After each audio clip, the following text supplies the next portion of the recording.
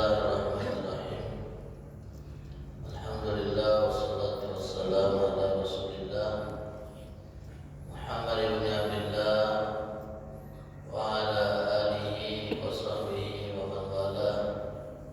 La hawla wa la quwwata illa billah. Subhanaka la ilma lana illa ma 'allamtana innaka antal alimul hakim. Rabbi shrah li sadri wa yassir li amri wahlul 'uqdatam min lisani yafqahu qawli wa saddid lisani wahdi qalbi bi jahin nabi wa alihi wa sahbihi.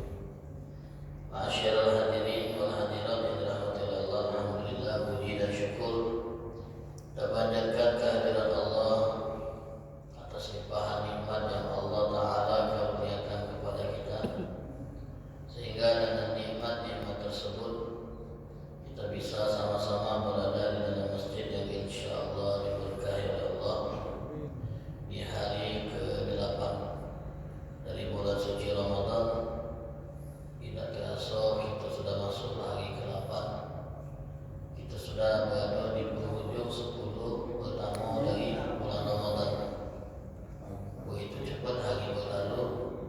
Mudah-mudahan apa yang telah kita lakukan dari ibadat-ibadat selama Ramadan kali ini Allah terima, dan mudah-mudahan Allah Ta'ala terus berikan kepada kita taufik untuk bisa mengisi hari-hari yang tersisa dari bulan Ramadan dengan ibadat yang semakin meningkat insyaallah. Amin ya rabbal alamin. Salawat dan salam tak lupa kita hadiahkan kepada junjungan kita Nabi besar Muhammad sallallahu alaihi wasallam beserta keluarga, sahabat dan pengikut setia beliau sampai akhir zaman. Semoga kita semua kelak akan mendapatkan syafaat dari Rasul sallallahu alaihi wasallam pada hari kiamat nanti. Amin ya rabbal alamin. Hadirin wal hadirat yang dirahmati oleh Allah, ada seorang sholihin yang bernama Ahnaf bin Qais rahimahullah. Beliau ini termasuk orang yang memiliki kebiasaan puasa sunnah. Jadi walaupun di usianya yang sudah sepuh, di usianya yang sudah tua, dia masih tetap melaksanakan ibadah puasa sunnah. Sampai pada akhirnya ada orang yang bertanya sama beliau ini, "Wahai Ahnaf, sampai kapan kau nak puasa? Di usiamu yang sudah tak muda lagi, di saat fisikmu tidak kuat lagi, kau tetap nak puasa pula. Padahal puasa akan membuat tubuhmu yang rapuh itu tambah lesu dan tambah capek. Puasa itu akan menambahkan engkau beratnya dalam hidup dengan kondisimu yang sudah tua ini." Jawab beliau, "Aku berpuasa ini untuk persiapan bekal aku saat harus melakukan perjalanan jauh nanti. Jadi aku sengaja puasa untuk persiapan saat harus melakukan perjalanan jauh setelah mati nanti." Wong yang sering berlapar-lapar, wong yang sering haus karena Allah, maka dia sudah bakal kelaparan dan kehausan di mahsyar. Orang yang galak nahan dirinya dan berlapar-lapar dan berhaus-haus karena Allah, dia sudah bakal kehausan di pada mahsyar. Di momen ketika matahari sangat terik, kita menunggu puluhan ribu tahun, semua orang kehausan, dan orang-orang yang dulu galak menahan dahaga karena Allah tidak akan merasakan dahaga dan kehausan pada hari itu. Jadi beliau sengaja puasa walaupun di usianya sudah tua untuk persiapan di momen itu, kata beliau. Hadirin yang dirahmati oleh Allah SWT, ada seorang tokoh dari Mesir kalau tidak salah yang bernama Syekh Mustafa Mahmud. Beliau rahimahullah pernah berkata, "Kalau seandainya aku mati hari ini, maka telah banyak orang-orang yang mati sebelum aku ribuan tahun yang lalu. Kalau aku mati hari ini, maka telah banyak orang-orang yang mati sebelum aku ribuan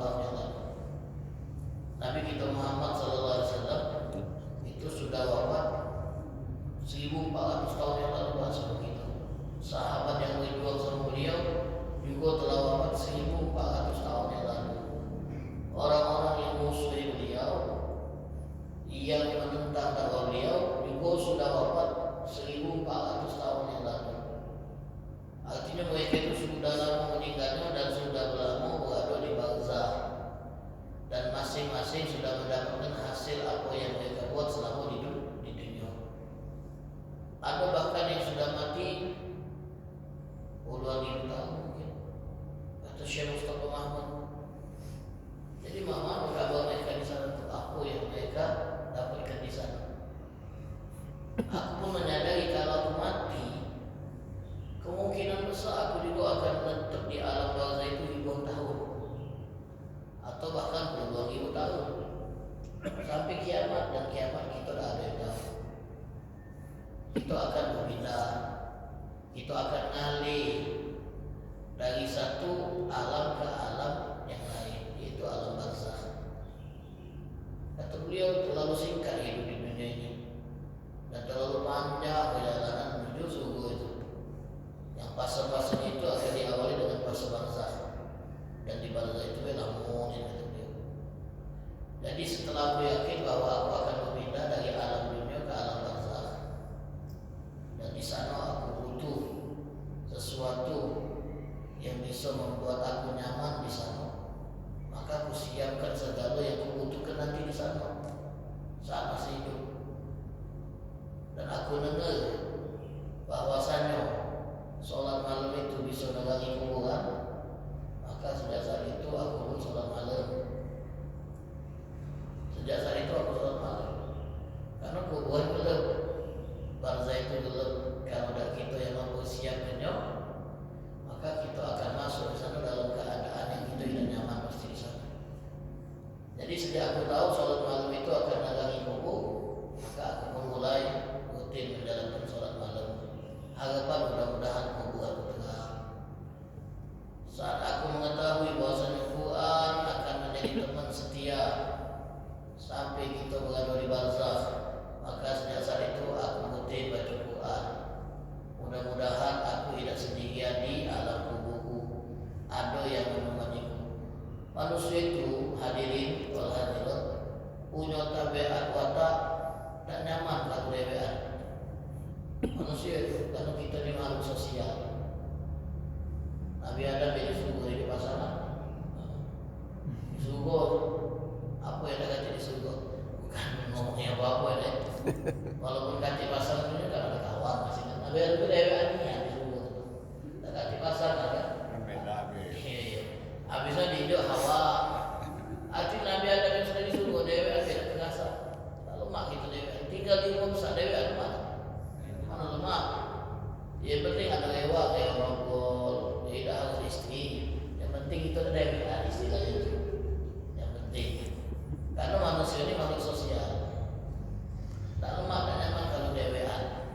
Sebenarnya dia mesti cek tahu. Dan nyaman. Nah di kuburan itu di dewean gitu di sana. Jadi kalau dewean itu tidak nyaman, tidak tenang, butuh pendamping. Ya pendamping itu amal soleh. Nah di antara yang akan mendampingi itu adalah Quran. Quran akan mendampingi itu sampai dia menuntun kita ke surga. Nah sejak saat itu beliau mulai baca Quran, rajin, rutin. Harapannya mudah-mudahan Quran akan menjadi pendamping dan teman di alam kubur saat beliau sendirian. Beliau menyadari sedekah itu bisa memperluas kuburan. Karena dengan sedekah kita melapangkan hati orang yang susah, hati orang yang sempit karena punya masalah. Dengan kita itu sedekah bantuan, dia merasa lapang. Nah dengan itu Allah akan lapangkan kuburan. Maka dia pun mulai rajin bersedekah. Harapannya kalau bagi kuburan dilapangkan oleh Allah SWT. Intinya dia mulai banyak beramal untuk persiapan saat harus berpindah dari alam dunia ke alam kubur. Itu ni bakal ngaliran ke sana. Dah kata orang yang dah masuk kubur. Ada ustaz yang mati di luar tak ketemu, masuk ke alam barzah. Memang dah dikubur dia, tapi tetap akan beralih ke alam barzah. Jadi seperti itu. Nak disiapkan. Kalau tidak disiapkan, kita akan nyari ke tempat yang kita tidak merasa nyaman berada di dalamnya. Ya mudah-mudahan Allah Subhanahu wa taala jadikan kita termasuk orang-orang yang telah mempersiapkan apa yang dia butuhkan di alam barzah insyaallah. Ada sahabat Nabi namanya Abu Dzar Al-Ghifari rahimahullah. Beliau milih untuk tinggal jauh dari pemukiman, sendirian tinggal di tempat tersebut jauh dari pemukiman dengan cara hidup yang sangat sederhana. Suatu saat ada sahabatnya pernah mengunjungi beliau. Saat sahabatnya ini mampir ke rumahnya, kondisi rumahnya itu yang kosong, tidak ada perabot, cuma alat-alat yang dibutuhkan yang ada di rumah dia. Pakaian cuma beberapa lembar, piring cuma untuk makan, selesai cuci, dan cuma ada alas tidur dari berbahu umum. Jadi temannya tadi bertanya, kemana semua perabot-perabot kau? Apa rumah ini tampaknya kosong? Kata beliau, aku pindah kalau ke tempat yang bakal aku huni nantinya. Artinya yang tadi dulu kenian disedekahnya, dikirim ke tempat yang bakal dia akan huni. Aku nyadar bahwa kita ini akan pindah galau-galau. Jadi lemah lemah kirim ke sana galau, pas kita pindah aku malah siap. Dan termasuk tindakan yang bodoh kalau ada orang yang magusi tempat orang lain yang tak bakal dia tunggu selamanya, dibagusinya, dienoknya dengan biayanya, tapi pada saatnya dia akan diusir dari tempat itu. Sementara tempat dia niat, tanah dia niat, rumah warisan dia tidak dia renovasi, tidak dia benahi. Jadi pas saat dia harus keluar dari rumah yang dia rawat, dia renov, keluar, dia sih kau harus keluar, ini bukan rumah kau, ini rumah kami, ini akte tanahnya, ini surat tanahnya, keluar. Pas dia harus selesai dari tempat itu, tempat yang dia rawat, tempat yang dia baguskan, dan harus balik ke rumah dia. Sebelumnya dia dapati rumahnya tinggal reruntuhan, karena memang tak dia henok, tak dia perhatikan saat dia tinggal di tempat sementara itu. Nah dunia itu sementara itu. Kita bagusin rumah kita di dunia dapat kok, warna nyaman tinggal di sana dapat. Tapi jangan lupa rumah masa depan kubur. Bukan berarti bagusin kubur itu dengan kita masak dapur aja cuma gani. Oh yang gani kalau lupa bagusin kubur, kandangi dulu apa ini? Tak tahu tanah itu tanah wakaf, lagi kandang dulu. Ini area keluarga kami. Kalau tanah itu tanah pribadi, tak apa-apa. Pernah ini juga di kuburan umum, ini kuburan. Jadi dikandangi area keluarga. Mana boleh, agak boleh. Dapur itu paling bagus dulu. Kalau baca kuburan keluarga itu tuh paling berbeda dengan yang lain. Gani itu langsung kita datang ke daging tali. Wah, jadi gitu. Pasal kenopinya, beda. Biar tak panas saatnya. Belum. Padahal bukan cara itu harus kubur itu dengan amal. Kata Sayyidina Ali bin Abi Thalib, la dara lil mar'i ba'da mauti yaskunuha illa allati kana qabla mauti baniha. Tidak ada tempat yang akan dihuni oleh orang setelah mati kecuali yang ia bangun sebelum dia mati. Kalau dia bangun dengan kebaikan akan menjadi indah dan bagus tempat tinggalnya. Kalau dia bangun dengan keburukan maka akan kecewalah dia saat harus menghuninya. Itu bahasa Sayyidina Ali bin Abi Thalib. Di pemakaman di Damaskus, bukan Jas Kuning ya, di Damaskus di gerbang pintu masuk itu ada tulisan Pak, Ni'mal maskan liman ahsan. Di gerbang masuk ini komplek terbaik kalau baik, komplek terbaik ini. Jadi kita akan masuk apa ini? Ke komplek ini Pak. Pas kita ngantar jenazah Pak, masuk ke komplek pemakaman, kita main, oh ini tempat aku ini. Dan tahun tadi mana aku dikubur, boleh cucuk lagi tuh aku di sini gitu, boleh.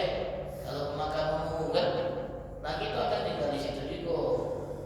Kita perhatikan Pak, pas mengubur kita tengok, Allah sempit juga, 1 kali ruko, dalamnya 2 meter, lebarnya 1 meter. Belum lagi dalam itu ada lahat itu. Lahat itu lubang kecil yang memuat tubuh kita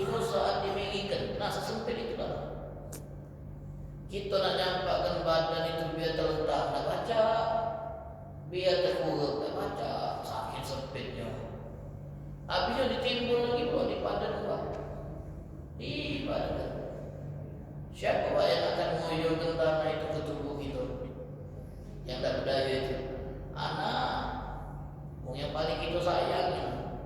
Tega dia Pak. Sebenarnya dah tega juga, tapi apa boleh buat, mana yang ditalang atau buka kan? Tutupnya. Itu baru nah tega juga nah tinggal tu apa dia ada di sini. Kalau orang tidak punya amal,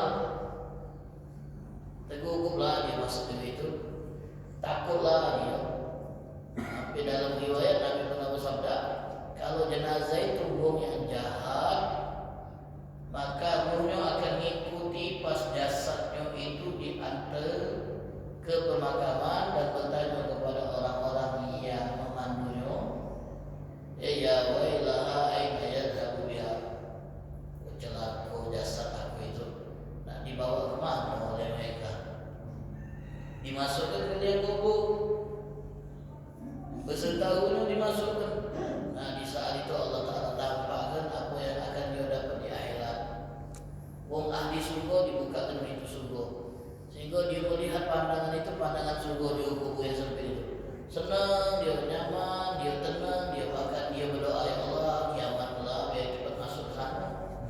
Sebab baru dijingok ke, tapi lah terasa rumahnya yang kita nak buka no. Tengok menu buka tu kan tak terasa bermakan betul kan? Cepat lalu azan tu gitu. Tak sabar lagi nak makan ini. Pempek lemak pula, pempek 13 misalnya bambunya tu nengat pula, iwak itu iwak asli dalam, bukan iwak gabus, bukan dalam. Jadi kita kapalah dan hilang pula pakai itu azan misalnya weh. Ini ditampil ke surga Pak. Oh ini kita lemah juga itu. Ya Rabb bisa ya Allah kiamat ya Allah. Tak sabar lagi misalnya. Tapi kalau orang jahat ditampil ke neraka dan siksa-siksa yang ada di dalamnya, sakit, tegang dan takut serta cemas dia sampai berdoa, ya Allah jangan kiamat ya Allah, cukuplah sini be disiksa.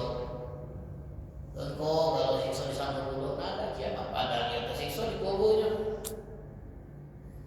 Tampilan aku itu sudah buat dia siksa, sudah buat dia tersiksa, tapi dia tidak berharap kiamat itu terjadi. Nah ini kondisi orang-orang yang bakal dialami setelah mati. Yang itu kita semua dapat bukan dari narasi-narasi Nabi, dari Nabi SAW. Alladzi la yantiqu 'anil hawa. Kalau berbicara tidak dasar hawa nafsu, tapi dari wahyu yang Allah Ta'ala wahyukan kepada beliau. Mudah-mudahan ibadah puasa kita selama Ramadan ini diterima oleh Allah dan bisa jadi bekal kita nanti di sana insyaallah. Amin. Ya Rabbal Alamin.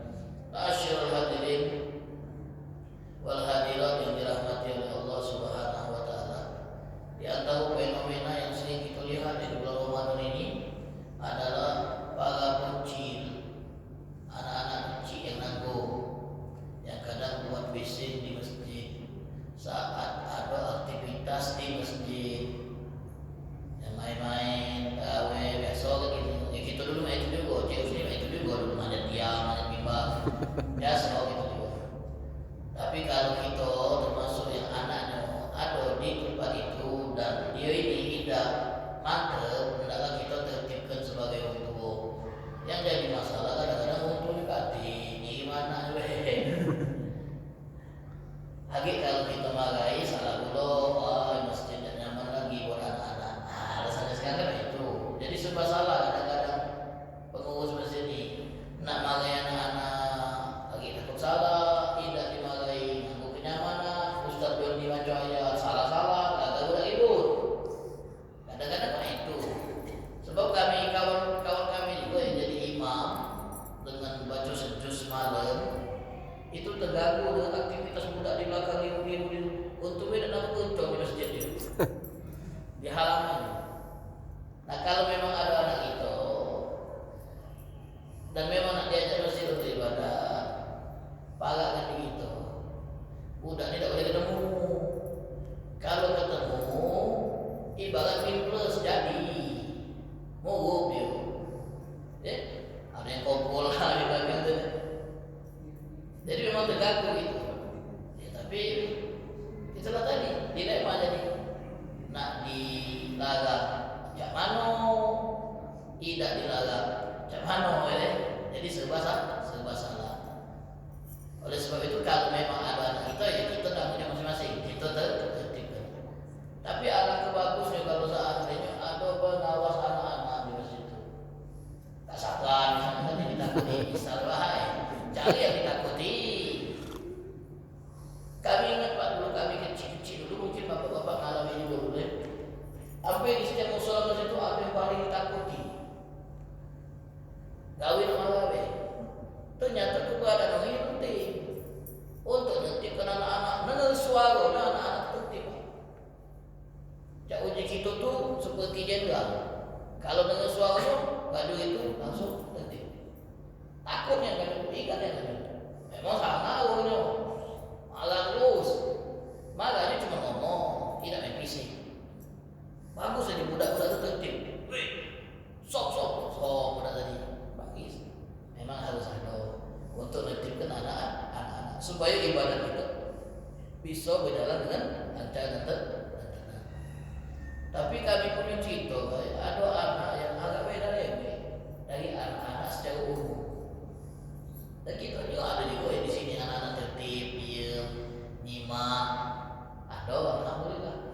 Jadi anak ini usia umur 10 tahun ke bawah. Sholat di masjid tertib.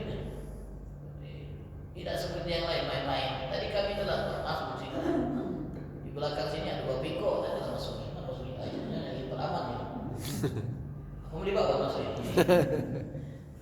Udah tadi semayang, ngobrol. Ngobrol ya. Dia sama dia tuh ngobrol, ada yang nempak-nempakan. Nah gitu udah ini mana lagi deh. Tapi untungnya tak bersuara dia. Untuk tak bersuara dia. Tapi soalnya main-main. Ini budak ini agak lain. Dia sholat mantap, tertib, tenang, ngikuti imam. Setelah salam, anak ini saling sama orang di sebelahnya. Yang cerita ni orang di sebelahnya Pak, cerita ni Pak. Nuliskan cerita ni orang di sebelahnya. Saling ngomong sebelahnya. Ngomong spontan sama yang di sebelah tadi. Om atau kami. Kami tadi doakan habis sholat tadi kami doakan Jadi kata yang cerita ini, dia nanggapi biasa kan, senyum kasih kalau saudara ada. Budak tadi dengan senyum yang indah, dengan polosnya ngomong ada tadi. Dia muat dia semakin terkejut itu. Budak tadi ngocek kantong. Lu agak bermain. Nah, baru sepele bermain hitung buat tapi makan bermain ya. Fokus batang baru di mana? Bermain ini, foto ya. Dia bermain Pak. Oh, tambah senang dia tadi. Oh, budak ini alat bagus joy. Alat budak ini. Yang muat dia lebih kagum lagi dia nanya. Maaf deh, kenapa ada yang melakukan semua ini? Ibu yang ngajari. Wah, ibu yang ngajari. Pendidikan yang luar biasa dari seorang ibu sejati. Nah, pergi ke masjid, tengok ada buku anakku, bawa balik. Nah, merah kamu pasal budak sini. Tengok apa dia bukan itu. Kalau cak lemah dikit, bawa balik oleh daripada ibu Nino. Ini wartajil ini. Warintor ini. Tidak hal yang sepele Pak. Tapi bisa berubah. Dampaknya hebat. Efeknya luar biasa. Jadi ibu yang begitu ini Pak, yang mendapat pengalaman ini untuk pertama kali sepanjang hidupnya, dia pun mulai nak berusaha melakukan apa yang dilakukan oleh budaya. Nak niru dia. Jadi setiap sholat salaman sampai. Kemudian ngomong dia, aku tadi habis makan kamu. Dan dia nak tengok reaksi. Ada mungkin yang ketika dengar itu biasa. Ada yang bahkan kalau kita ngomong tangan, tak ada tangan dia sudah. Jadi kata beliau, hampir dalam buku aku itu terdapat banyak sekali catatan tentang reaksi wong saat aku melakukan apa yang dilakukan anak. Jadi dia belajar dari kecil. Dia belajar melakukan hal sepele tapi punya dampak besar dari anak kecil. Jadi dia punya catatan. Nulis mengalami reaksi yang beragam. Ada yang senang, ada yang terharu. Bayangkan kalau ada yang datang ke masjid dengan bawa banyak masalah, stres pikirannya, pengen ngadu sama Allah. Tiba-tiba aduh di samping ngajak salaman dengan senyum lebar, ngomong aku tadi berdoa sama Allah untuk kau, mudah-mudahan segala urusan kau Allah Ta'ala bantu dan selesaikan. Apa nak menentang arti itu? Apa nak terharu dia? Kok bisa kok tidak dikenal, baru ketemu kali ini, doakan aku, siapa waktu ini? Epicnya hebat Pak. Karena manusia itu beragam. Apalagi kalau kita sholat di masjid-masjid yang tidak pernah kita masuki, yang jarang kita masuk. Kalau di sini ketemu seperti kita, Ustaz Abu Dewi ya. Tapi ya doa katanya, Ustaz Edi, depan ini kan bisa jadi, belakang kita sendiri di sana kan. Sudah, asal kita ngomong lagi di doa kedua, sejak main Ustaz Edi. Wong-wong yang kita kenal, tengok reaksinya. Jangan kecewa kalau seandainya tidak sesuai dengan apa yang kita harapkan. Pada reaksi sudah. Ada reaksi yang digibeng, ada yang sekedar senyum, ada yang nampakkan reaksi yang luar biasa yang begitu nyangkut. Jadi kata laki-laki ini Pak, yang dapat pengalaman dari anak kecil. Jadi suatu saat di sholat di masjid, di samping dia ada orang mukul liter dari Ghana. Jadi selesai sholat, diucap salam, assalamualaikum, disenyumi, kemudian disampaikan. Tadi aku berdoakan kau. Tiba-tiba bunyi reaksi Pak, matanya itu sudah tidak tahan berkaca-kaca, terharu. Kemudian dia pun berkata alhamdulillah yang telah menjadikan doa itu sebagai bukti cinta. Kita tidak saling kenal, tapi kita semua muslim. Bukti kau cinta sama aku, kau mendoakan aku setelah sholat. Dipeluk oleh orang yang dengar. Dia tidak kira kalau reaksi sama itu. Mungkin dia tadi punya problem, kemudian dapat kejutan doa dari orang yang tidak dikenal, dan dia masih tahan sampai reaksi itu. Habisnya dia pamit tinggal ya, yang bersangkutan. Tidak sampai situ. Jadi di hari yang sama kata yang cinta, dia mengunjungi kerabatnya di rumah sakit. Setelah selesai kunjungan, pas pulang dia melihat di bawah kamar pasien gawat inap. Dan dia tengok di antara salah satu pasien ada orang yang tidak katik yang nunggu dia di rumah sakit, katik yang nunggu dia. Bayangkan begitu sakit katik yang nunggu. Dia ada urus dingin. Masuk dia Pak, assalamualaikum. Dijawab waalaikumsalam. Kemudian salaman, duduk, ngobrol. Dan tahulah dia bahwa yang sakit ini dari Sudan, dan sakit yang dia derita adalah sakit diabetes yang mengharuskan dia diamputasi kakinya. Jadi dia habis operasi amputasi karena diabetes. Wassalamualaikum. Jadi ngobrol sebelum yang bersangkutan pamit, ini pun dengan berkaca-kaca berkata, katanya, kau orang tamu yang datang ya aku pasca operasi. Sejak aku masuk rumah sakit sampai operasi belum ada keluarga yang mengunjungi karena jauh, sudah sana. Jadi tempat yang lain, apa di Mesir, kau orang pertama yang mengunjungi aku, nanyakan kondisi aku, kemudian menghibur kesedihan aku. Apakah kau kenal aku? Tidak. Tadi aku udah lewat nih, kau sendirian, aku niat untuk hibur.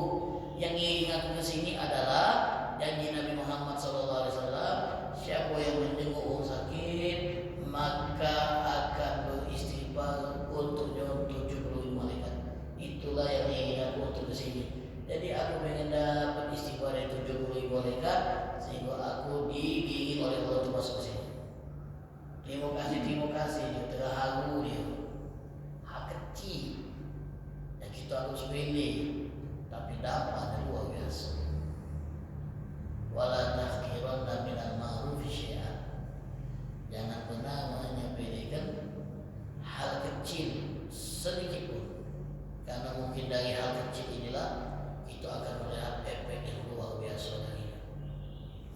Kadang sekedar kita senyum sama wong membuat wong itu dapat segalanya dari sekedar senyuman. Itu cuma hanya senyuman, tapi perasaan yang dia rasakan begitu bahagia karena dia merasa selama ini sepertinya wong nyawa sama aku, tak peduli sama aku, tak ada yang melempar senyum sama aku.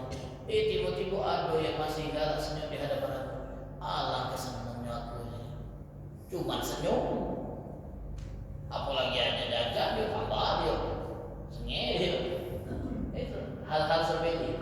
Jadi jangan pelik untuk hal-hal kecil yang pajak kita itu, walaupun cuma dengan senyum. Ini ada orang dengan senyum berbelit minta ampun, kecut terus saya itu, kerut terus saya itu, acuh nak saling bawa sana gitu. Ya Allah, padahal hal yang paling gampang untuk kita lakukan senyum. Cuma modal nembak bibir bilang, alang sahagono, sahagonia. Padahal sedekah yang paling simpel itu senyum. Karena Rasulullah SAW asqalun nasi hamman wa aktsaruhum tabassuman. Nabi itu orang yang paling berat beban hidupnya, tapi yang paling banyak senyumnya. Itu nih kalau ada beban hidup yang banyak pikir, selesai nak senyum sama mobil apalagi cicilan sudah datang bulannya, selesai nak senyum itu deh. Tapi Nabi yang paling berat beban hidup, tapi banyak senyum. Tak pernah Nabi itu istilahnya itu tidak tersenyum di hadapan sahabat-sahabat beliau. Ya mudah-mudahan Allah Ta'ala berkahi kita, Allah jadikan kita termasuk orang yang bisa memberi dampak baik kepada sesama dengan hal-hal sepele yang bisa kita lakukan atau hal-hal besar yang bisa kita lakukan. InsyaAllah semoga Allah Ta'ala terima ibadah puasa kita, Allah tutupi kekurangan-kekurangannya, Allah Subhanahu wa Ta'ala maafkan kita atas segala kesalahan yang kita buat selama ibadah puasa. Mungkin 7 hari puasa yang sudah kita lalui ada cacatnya, mudah-mudahan Allah Ta'ala sempurnakan. Mungkin selama puasa 7 hari ini mulut ni masih beda sengaja melontarkan kalimat-kalimat yang mengurangi pahala, minta Allah ampuni. Dan semoga Allah Ta'ala jadikan kita termasuk orang yang berbahagia dunia akhirat. Dan akhir mudah-mudahan kita mendapatkan puncak dari ibadah puasa yaitu Idul Minana. Allah selamatkan kita dari amin ya rabbal alamin. Mungkin ini yang bisa kami sampaikan. Lebih dan kurang mohon maaf kepada Allah kita semua mengampun. Billahi taufiq wal hidayah. Assalamualaikum warahmatullahi wabarakatuh.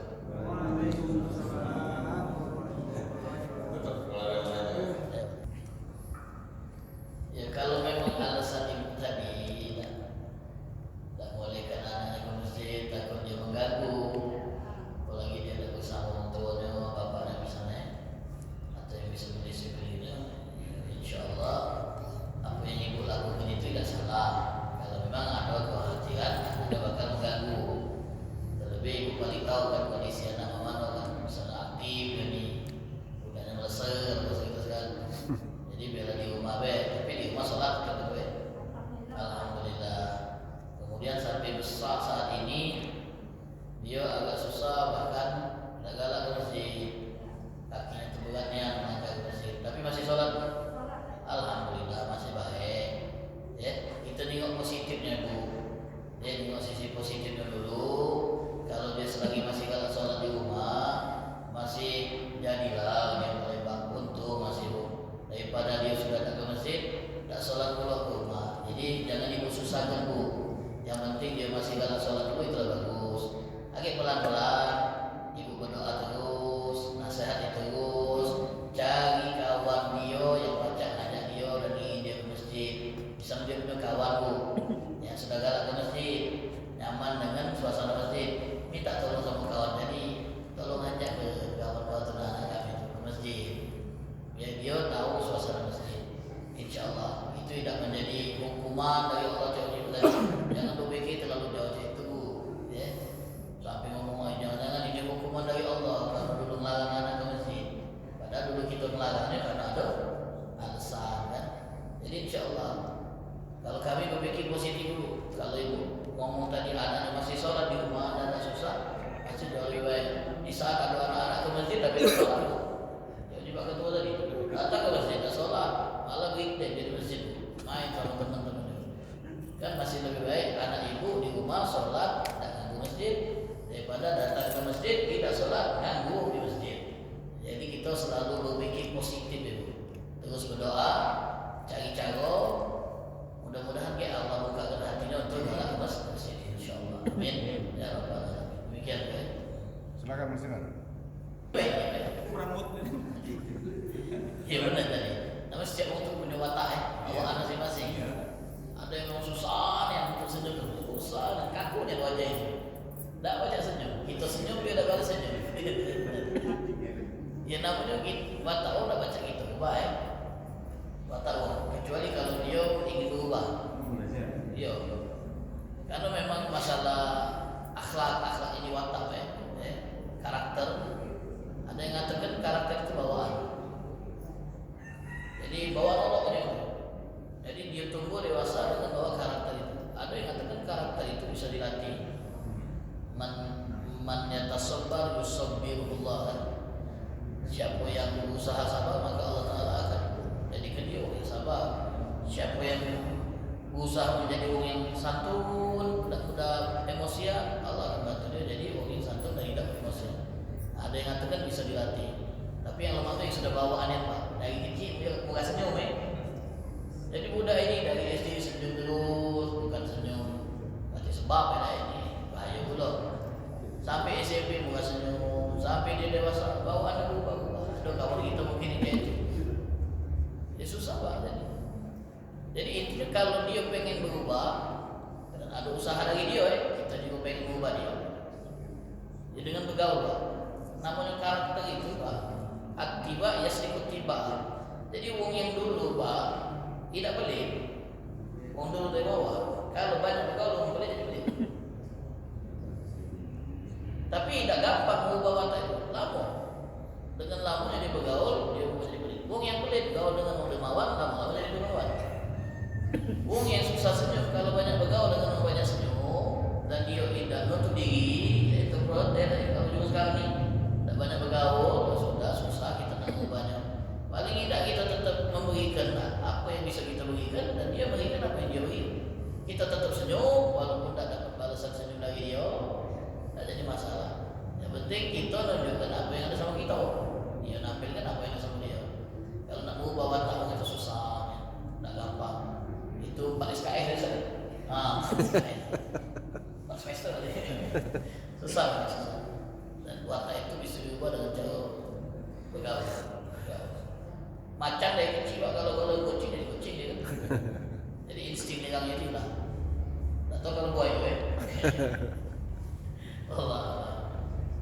Masih ada sekolah. Bismillahirrahmanirrahim. Alhamdulillah. Allahumma shalli wa sallim ala sayyidina Muhammad. Allahumma hadina bil huda. Waj'alna mimman yasari'u ila ridha wa la tudhilna wa la yansiwa. Wa la taj'alna mimman khalafa amraka wa asab. Wa subhanallah wa ni'mal wakeel. La hawla wa la quwwata illa billahi al-'aliyyil 'azim. Sallallahu ala sayyidina Muhammadin wa ala alihi wasallam.